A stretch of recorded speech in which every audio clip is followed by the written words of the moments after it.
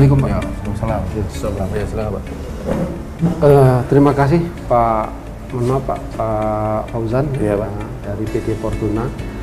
Sebelumnya kami jelasan masuk kedatangan kami. Ya. Kami dari Pol PP Provinsi Sumatera Selatan Pak. Dalam hal ini saya kebetulan menjabat sebagai Kepala Bidang PPUD Pak, Penegakan Perundang-undangan Daerah Provinsi Sumatera Selatan.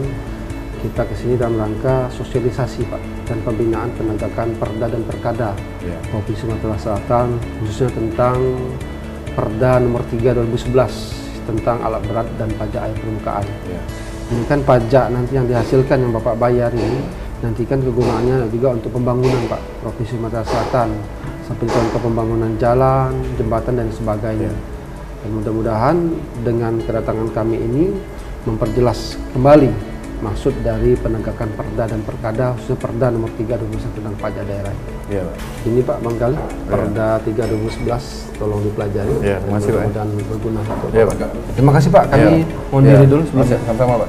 Assalamualaikum. Waalaikumsalam. Kami dari pelaku usaha terutama di Provinsi Sumatera Selatan sangat mendukung program yang telah dilakukan oleh Pol PP. Sejauh ini kinerja dari Pol PP yang kami ketahui cukup baik. Ya, kalau memang kepentingan masa yang akan datang menjadi lebih baik, itu yang sangat diharapkan.